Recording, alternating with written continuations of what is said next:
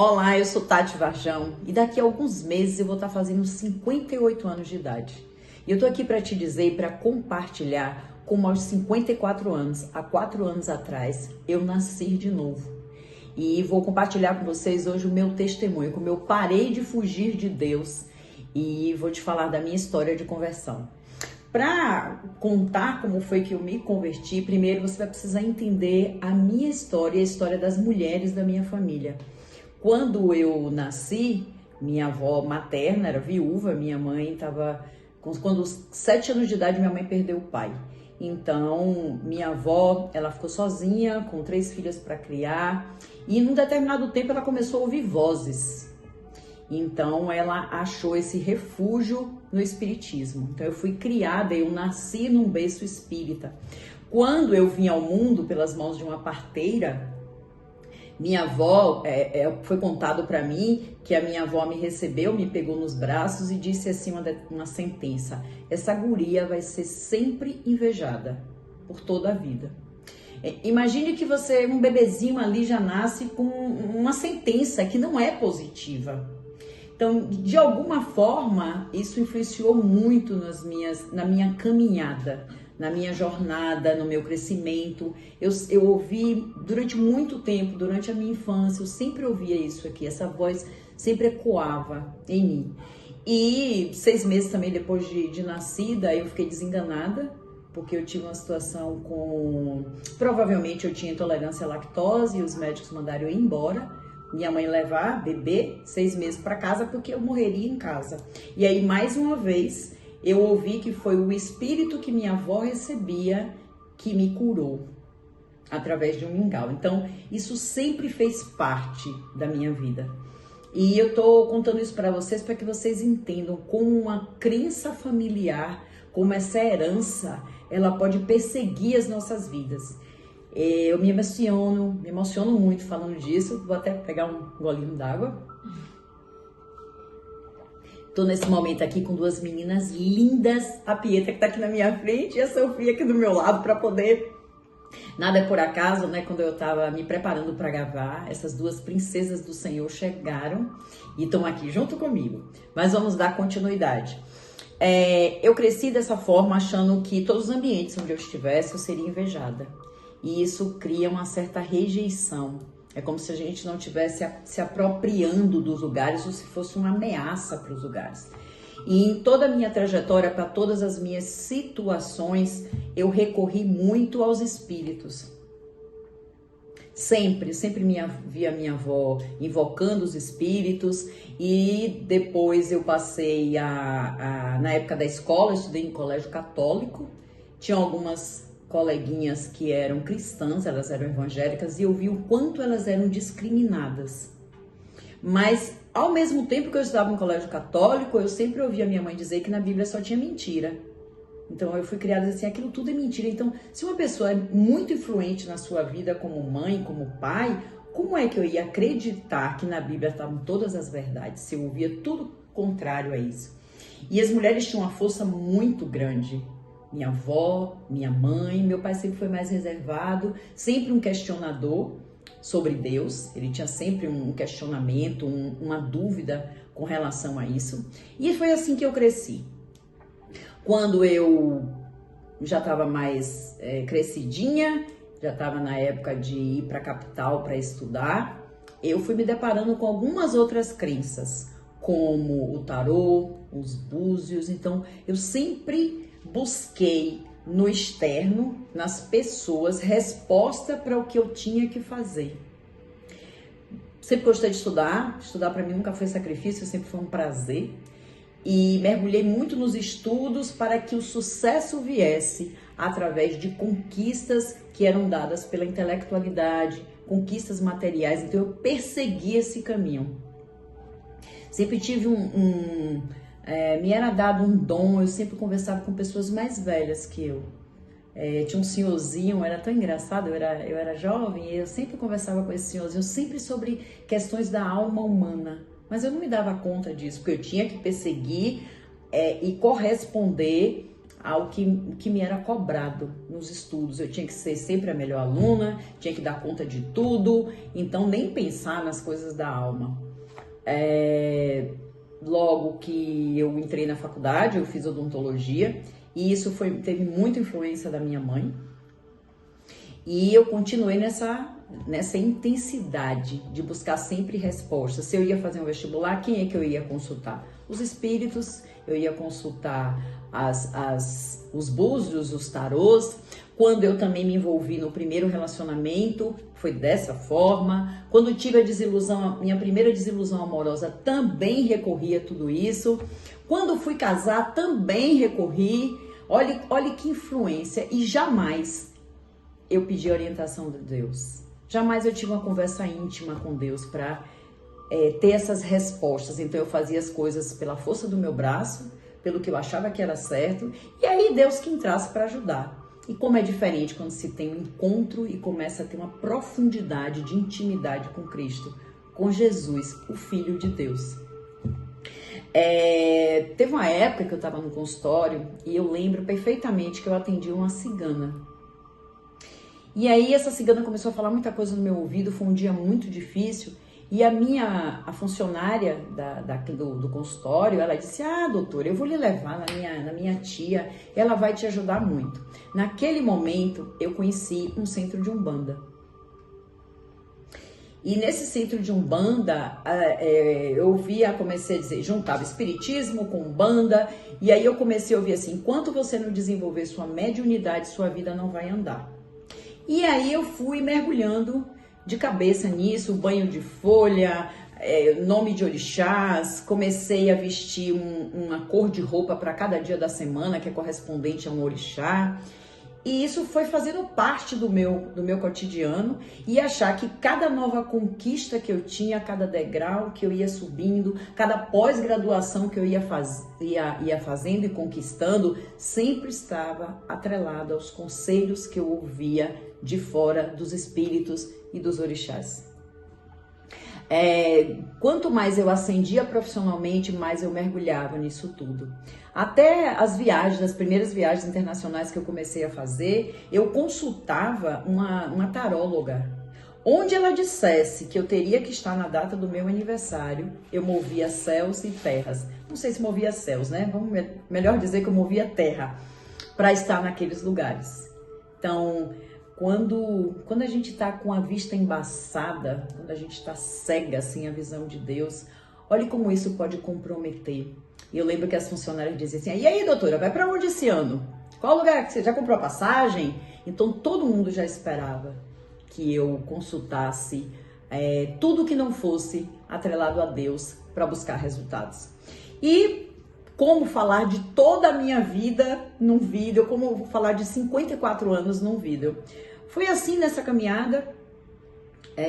Eu sempre fui muito autossuficiente, e a força das mulheres na minha família, eu volto a dizer, minha avó, minha mãe eram muito fortes, era uma referência muito forte.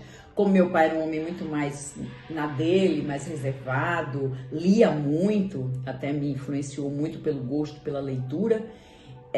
Eu tive muito mais referências da força feminina do que da proteção, da provisão e da presença masculina. E assim eu fui me tornando uma mulher talvez com um estereótipo muito feminino, mas uma mulher com características muito masculinas na forma de ser, na forma de andar, na forma de pisar, na forma de falar, nas escolhas, até nas escolhas de comprar um carro. Eu escolhia muito carro que me desse aquela imagem de poder, como se fosse, né, como se eu tivesse que mostrar ao mundo que se eu tivesse características de um homem bem-sucedido, era assim que eu seria bem-sucedida. E quanto isso atrapalhou meus relacionamentos. Porque quando a gente adota essa postura de uma mulher com um masculino muito forte, os homens não querem te proteger, acham sempre que você não precisa.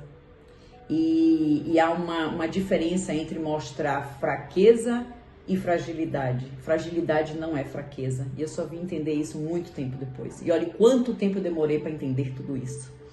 E que bom que eu vou falar ainda de Nicodemos, para falar como eu nasci de novo.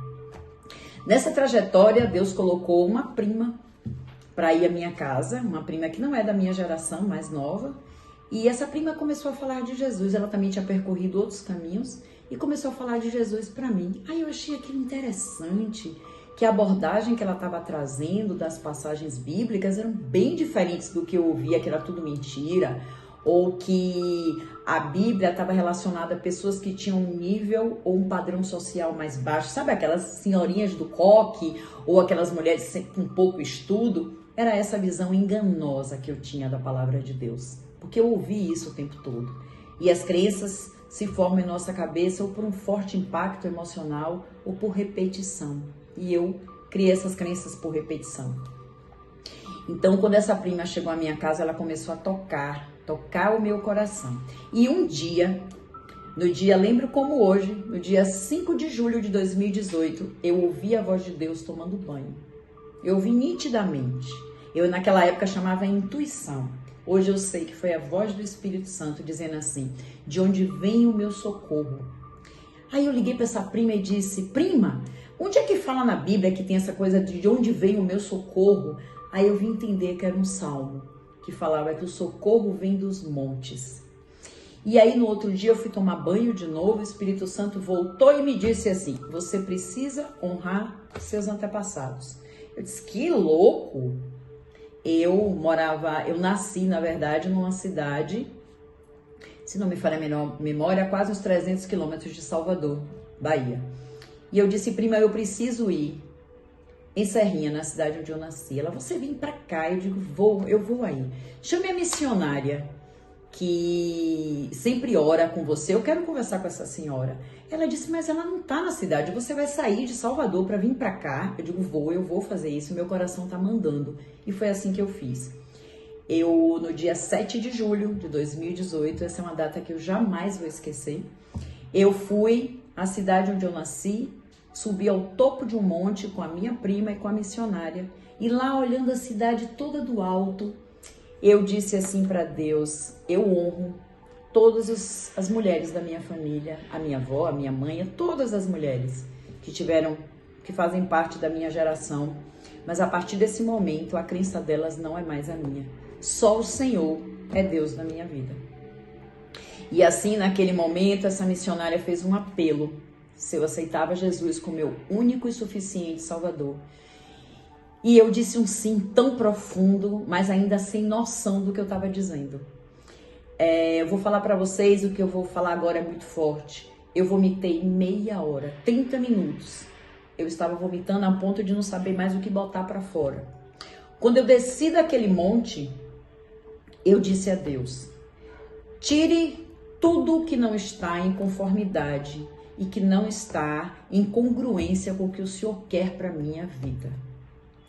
Gente, eu não tinha a menor noção do que eu estava dizendo, mas eu não tinha a menor noção mesmo. Eu pensei que ia ser tão fácil, eu pensei que se virar cristã era só um passe de mágicas, que coisa boa, né? Eu só vejo todo mundo falando, louvando, glorificando a Deus. E naquele momento, ali foi o início de toda a transformação que Deus estava fazendo na minha vida. E o ano de 2006, isso foi agora, 2018, mas eu vou voltar um pouquinho na história. É como eu digo, como conseguir falar tudo isso num vídeo. Em 2006, minha mãe foi diagnosticada com câncer raríssimo. E a partir daí eu passei a questionar todas essas crenças que eu acabei de falar com vocês agora. Eu disse: eu não quero isso pra mim. Eu via quanto a história dela, quanto as dores do passado, quanto essas feridas emocionais por a perda de um pai tão cedo. Minha mãe vestiu o pai morto aos 7 anos de idade. Imagine o tamanho dessa dor. E aí eu disse: eu não quero mais aprender pela dor, pelas decepções, pelas mágoas. Eu comecei uma busca desenfreada por Deus, porque enquanto eu estava nesses outros caminhos, da Umbanda, do Espiritismo, eu passei por muitas coisas, Seixano Way, tudo que você puder imaginar eu experimentei. Mas eu não conseguia me firmar, eu não conseguia me posicionar. E quando eu ia tomar um banho de folha, fazer uma limpeza de corpo, no fundo eu tinha vergonha daquilo. Eu não confessava como eu estou confessando aqui hoje, olhando para vocês, a minha fé. É diferente. Então, nessa trajetória de 14 anos com a minha mãe na luta contra um câncer, eu fui buscando formas de estar próximo de Deus, de ser tocada por Deus, mesmo sem saber ainda como era. Nesse dia, quando desci o monte, eu me rendi mesmo a dizer assim: eis-me aqui, para o que o Senhor de fato quer fazer na minha vida. O ano de 2019, logo depois que eu me converti, meu pai também teve câncer. E foi um grande susto para todos nós, porque meu pai fez uma cirurgia urgente, minha mãe estava com um processo já caminhando nisso. E nessa mesma situação, meu casamento de mais de quase 3 décadas também estava desmoronando. Aí você olha assim: meu Deus, agora que eu me tornei cristã, parece que tem um verdadeiro tsunami passando na minha vida. E no meio dessa dor toda, eu fui entendendo que era o contrário. Deus estava querendo me mostrar o seguinte, que a minha força estava nele. E que eu tive por minha mãe um amor incondicional, mas também eu vivia a idolatria, eu também idolatrava ela. A história dela não tinha que ser a minha. É interessante, né? Eu estou aqui com um livro que eu escrevi na pandemia, que diz assim: o tempo é certo para fazer o que é certo, para fazer o que está certo. Quem disse isso foi Martin Luther King. Então eu fui entendendo que eu também idolatrava muito minha mãe. Que minha mãe eu achava que se minha mãe partisse, eu tinha que ir junto. E as coisas foram acontecendo, eu não estava mais na clínica onde eu trabalhava, e as coisas foram mudando, e eu fui entendendo o que é que Deus foi tirando, de onde Deus foi me libertando, que correntes Deus foi quebrando, para que hoje eu possa dizer: hoje eu sou uma mulher curada, uma mulher liberta, uma mulher transformada. E entendendo que transformação é um processo que vamos ter por todo o tempo da nossa vida. Tem algumas passagens que eu queria dividir aqui com vocês, que eu fui aprendendo, né, nessa caminhada. Foi tudo tão rápido. Em 2018, quando eu aceitei a Jesus no topo desse monte, logo no final do ano, num consultório numa cidadezinha onde eu trabalhava, uma funcionária fez assim: vem cá, como é que faz esse negócio de dízimo? Me explica. Ela fez: não, doutora, não é desse jeito não. Eu vou lhe apresentar o meu pastor para ele conversar com a senhora. E aí eu fui acolhida por um pastor numa igreja, uma igreja simples, mas cheia do amor de Deus. Ele me deu os primeiros ensinamentos. Ele é um pastor que vai estar sempre, ele vai sempre fazer parte da minha vida, da minha imensa gratidão. Ele me ensinou e começou a falar de Nicodemos no Evangelho de João. Ele disse assim: Nicodemos era um homem muito estudioso, um judeu, e ele começou a observar as obras de Jesus e como Jesus se posicionava. E aí eu fiquei vendo assim como a intelectualidade ela nos atrapalha. Tantas pós-graduações que eu fiz, tanta busca por conhecimento, e o que estava mais fácil ali ao meu alcance eu não conseguia ver. Aí eu percebi assim: é possível nascer de novo aos 54 anos de idade? Com Nicodemos eu aprendi sim. Jesus diz: é possível nascer de novo. Ele: como? Eu vou nascer de novo do ventre da minha mãe? Não, você nasce do Espírito. E foi assim que aconteceu comigo. E outra passagem também que fez parte nessa minha fase de transformação no início foi Romanos, que diz assim: nós vamos sempre nos submeter à boa, perfeita e agradável vontade de Deus, e que a transformação vem pela mudança de mentalidade. Foi isso que aconteceu na minha vida. Aquela mulher de palavras duras, aquela mulher de emoções à flor da pele, muitas vezes no grito queria ser ouvida. Aí a gente começa a desenvolver os dons do Espírito, começa a se perdoar por erros que fez, começa a entender os erros das outras pessoas. E aí, de fato, só conseguimos fazer isso quando Jesus passa a ser o centro das nossas vidas. E para poder aqui a gente sintetizar, eu gosto muito do livro do Êxodo. Me vem aqui eu não sei ainda de qual, vamos lá ler aqui. No livro do Êxodo, no capítulo 20, no versículo 3 e 4, diz assim: não tenha outros deuses diante de mim. E como eu fiz isso? Eu tinha tantos deuses. Continuando, diz assim: não faça para você imagem de escultura, nem semelhança alguma do que há em cima do céu, nem debaixo da terra, nem nas águas debaixo da terra. Não adore essas coisas, nem preste culto a elas, porque eu sou o Senhor, seu Deus zeloso, que visito a iniquidade dos pais nos filhos, até a terceira e quarta gerações. Terceira e quarta geração. E faça misericórdia até 1000 gerações daqueles que me amam e guardam os meus mandamentos.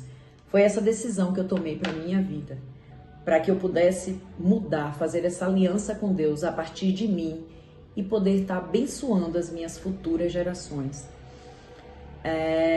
No ano de 2019, quando eu já tinha encontrado a igreja na Bahia, da qual eu ia fazer parte, fui batizada nas águas, desci as águas do mar, e logo depois eu fui convidada para fazer parte de um grupo de cura e libertação. Eu achei que eu seria uma participante, e eu fui convidada para ser vice-líder de um grupo de mulheres, onde foi trabalhado, onde foi alimentado pelo Espírito Santo esse processo de cura e libertação.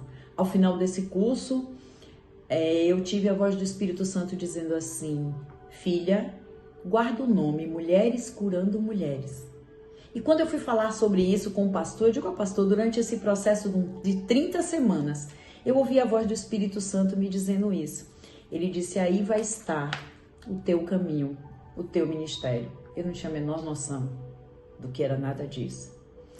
E assim, a partir daí, mulheres começaram a chegar até mim, começaram a buscar ajuda, e eu fui vendo como hoje, seguindo o meu propósito, hoje eu não tenho mais vergonha de falar de Jesus, desse poder de mudança que ele causou na minha vida e desse convite de hoje poder estar ajudando no processo de cura e de libertação de outras mulheres.